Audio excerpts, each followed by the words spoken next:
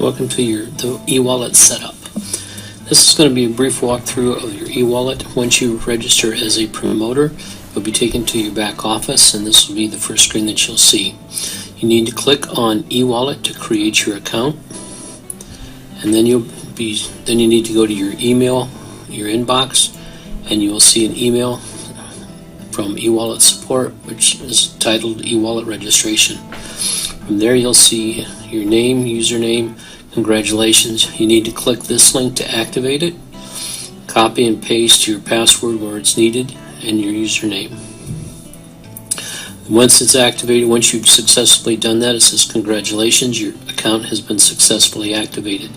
You're now able to log in and start using. Click on the continue button to go to the next page. It will log you out, and then you need to log in using your username and the password that you copied from your email.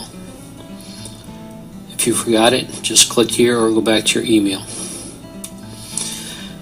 Now these are the important steps that you need to fill out are the ones that are in red asterisk. You need to put your username, your name, last name, address, city, state, the zip code, and your email address, the date of birth. Now this, you must be at least 18 years old. Now this is a little different because usually in the States we go month, day, and year. This is the European way, so it's day, month, year. Again, it would be the day, the month, and the year. If you look at it, you'll understand because this is a drop down from 1 to 31.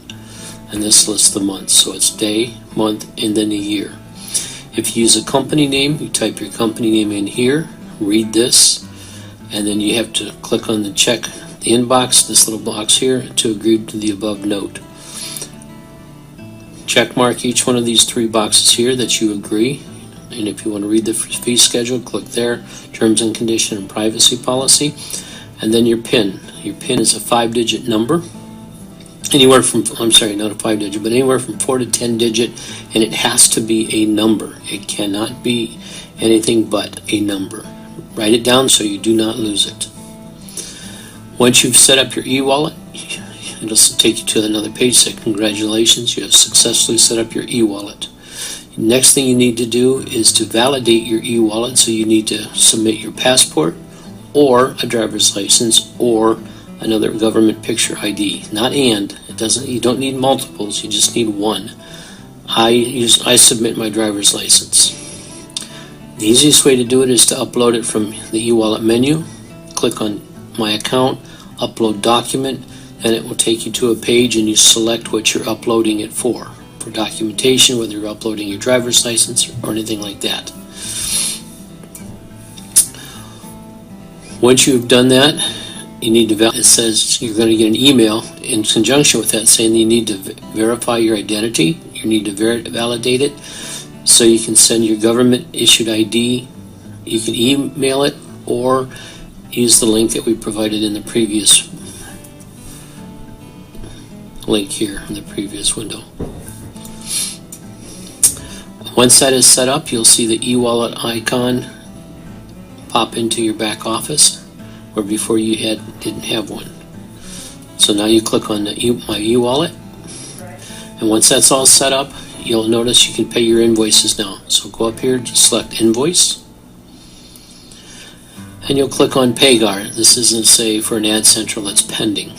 So I click on PayGar, and it takes me to a page that says, here's my invoice number, the date I posted it, the amount. I can cancel it if I want to. Now, I won't be able to pay it with this because right now it says identity verification still required. But I'll take you to an account that does have everything set up so we can see how that goes. So this is your pending invoice that you'll receive in an email.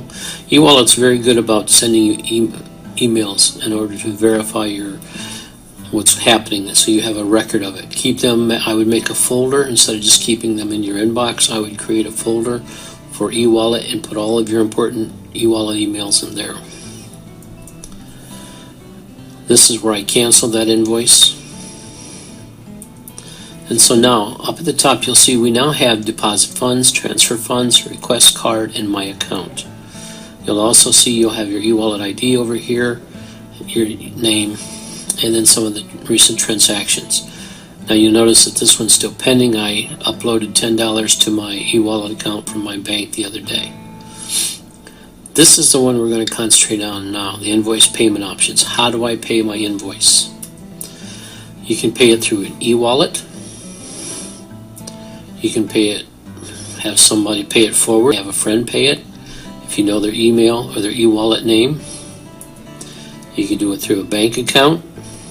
You can do it through a credit card, or you can do it through a bank wire. We're going to concentrate on the bank account and the credit card. So the first thing you do is I set up my bank accounts. So I click on the link that says add a new bank account, and then it's going to take me to this page. Now I've divided this page in two sections. First one is step 1. You put your account nickname. You could say Fred's Bank or Fred's Credit Union or whatever you want to nickname it. The bank country, the bank routing number. Now the routing number is the first 9 digits, usually on your check. If you're not sure what your routing number is, call your bank and they'll tell you. They'll be glad to help you out. Then your checking account or savings account number. Again, if you look at your checks, it's going to be the second set of numbers. And then you need to repeat that. And then you need to click whether it's a checking or a savings account. Those have to be filled out.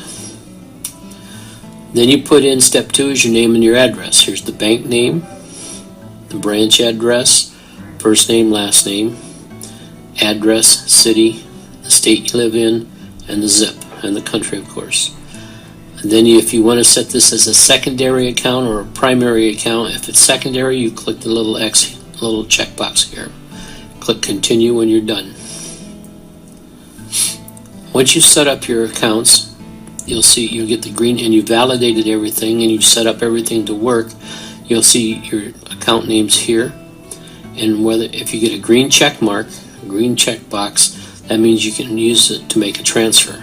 I can transfer to eWallet, and I can transfer from eWallet. If it's the red X, you cannot use it to make a transfer. Now we do the same thing with the credit card.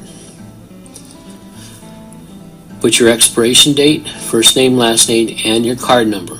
Right now they use Visa, MasterCard, Discover, and American Express. The credit card billing address, the city, the state, the zip, and the phone number. Click here if you wanted to make it as a secondary. Now this information is where your credit card number comes in. The first name and the last name on the credit card, the expiration date, address again, city, state, and zip, and your phone number. And I do not have this set as a secondary payment. This basically is a confirmation of the previous page, so you're making sure you're verifying that everything is correct. I click confirm. And so now that credit card has been added to the profile. However, I cannot do anything with it because I need to verify it.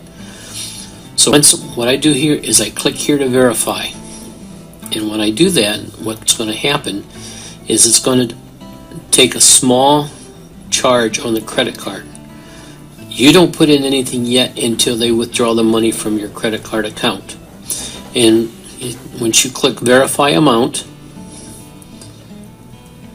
it'll take you to, there'll be a temporary authorization transaction on your account for verification purposes. It's going to be automatically removed from your credit card. It can take as much as 2 to 5 days, or it could take as little as 15-20 seconds. Mine happened to be instant. What I did is I clicked the verify. I went over to my Wells Fargo account, and it was there in the back office. Now, another thing you may need to be aware of, though, is your bank may not approve it.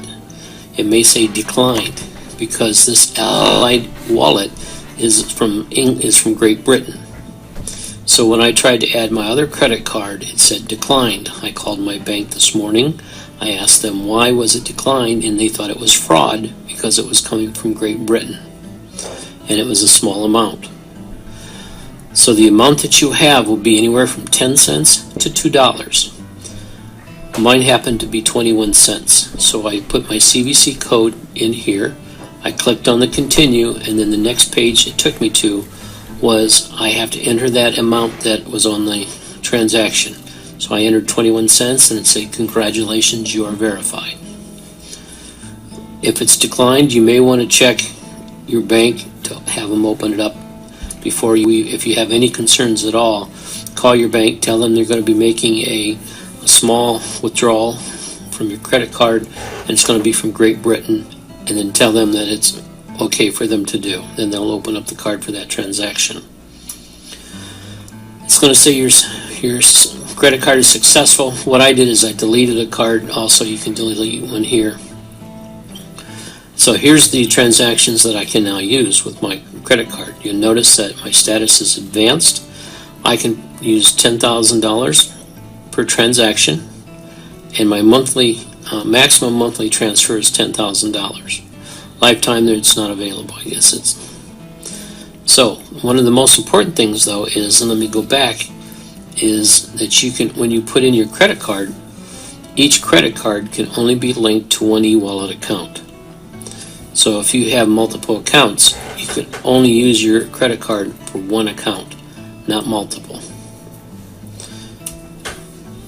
Now you'll notice then that my bank accounts are now verified, and so are my credit cards. So now what I do is I go back to this invoice that I had, and now I can select how I want to pay it. So say I want to pay it with one of my credit cards. So I just click on credit card, and this page comes up. It says review your order. It was $49.90. It was for it's for the phone service. There's a processing fee of 25 cents, so my total amount will be $50.15. I use the existing credit card that I have in there. I enter the CVC code. I authorize Ewallet to Allied Wallet to initiate a credit card debit for that specified invoice. Then I put in my transaction PIN. Click continue. And then you're going to see the invoice. Once you do that, the invoice is going to be processing until it is paid. So, and that's basically the setup on how you do an Ewallet and how you put your bank accounts and how you pay for everything.